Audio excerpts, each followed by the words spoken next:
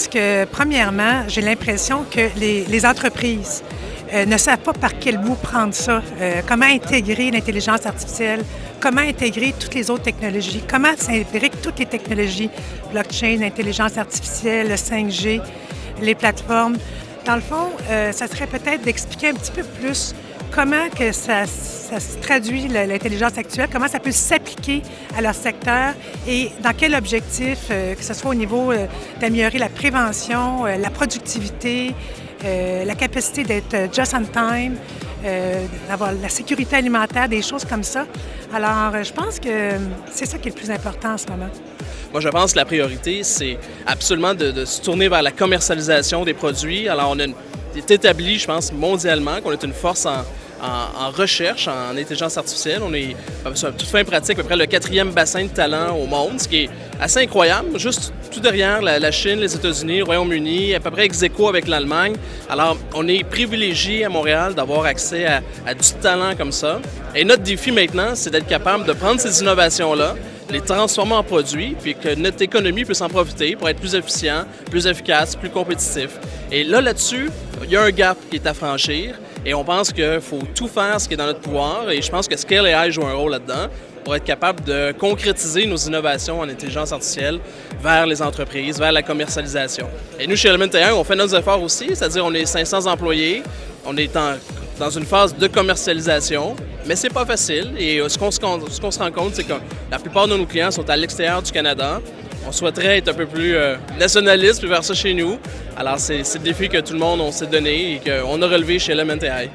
L'écosystème de AI à Montréal est extrêmement puissant. Si j'avais 2 priorités pour la prochaine année, je dirais qu'il faut continuer de construire des champions nationaux.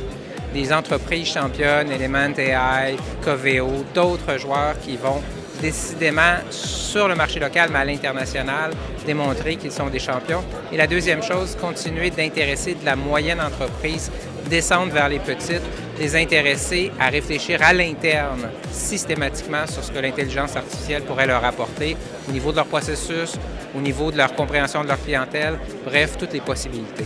On le sait, Montréal est très, très bien positionné en matière de développement de talent, en matière de recherche.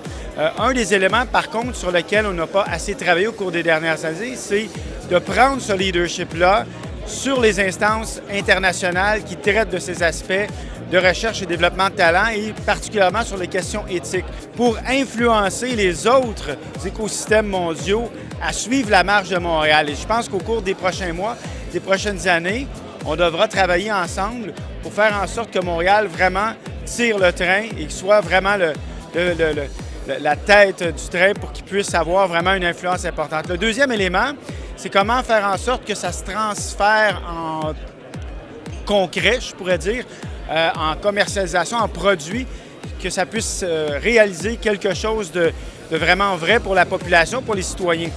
Montréal peut jouer un rôle, la ville peut jouer un rôle et c'est ce qu'on a décidé de faire au cours des derniers mois, c'est d'adopter une stratégie en intelligence artificielle en intégrant des réalisations ou encore des éléments pratiques concrets dans les services aux citoyens. Personnellement, moi, je vois 2 priorités.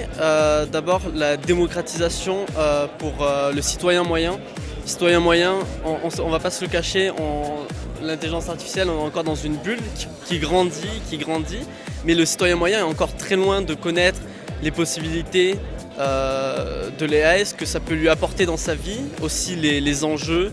Ce qui vient à la deuxième priorité selon moi, c'est au niveau de la sécurité, que ce soit dans la récolte de données ou dans la protection des données.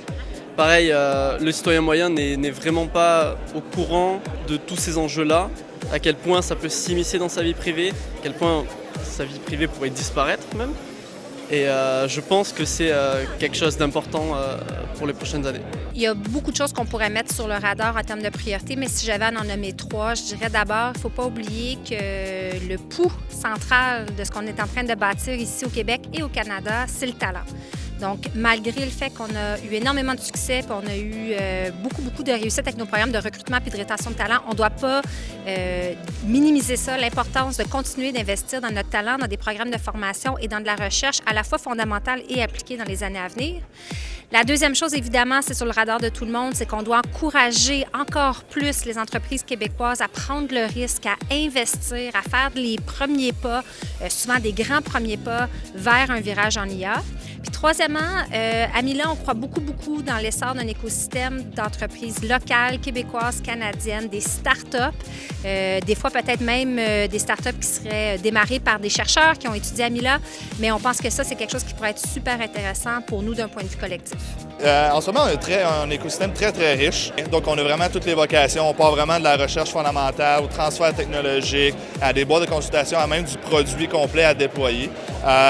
C'est sûr que ce qui manque, c'est plus une cohésion, on va dire, transversale de toutes ces entités-là. Parce que, vu de l'externe, je dirais que ça peut être très mélangeant et à cause de cette grande richesse-là, ce qui est très bien. Je pense qu'il y a des joueurs comme Ivado qui essaient de vraiment jouer ce rôle-là. Aussi, un autre point, tout ce qui est, on va dire, démocratisation. Il y a beaucoup de joueurs, tous les joueurs, on va dire, en font. Donc ça, c'est bien, mais des fois encore, c'est dur. Il n'y a pas de chemin critique pour dire, moi, je suis débutant ou intermédiaire ou avancé. Donc ça serait bien que tout le monde mette un peu leur série de formations ou de workshops ou d'ateliers selon une espèce d'échelle de débutant à expert.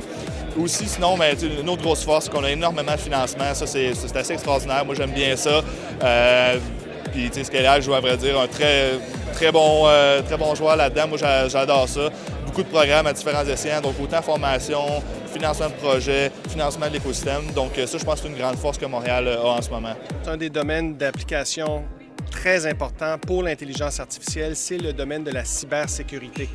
Les attaquants sont de plus en plus eux-mêmes fortifiés ou amplifiés de par l'intelligence artificielle qui les aide à trouver des pistes d'attaque comme jamais auparavant.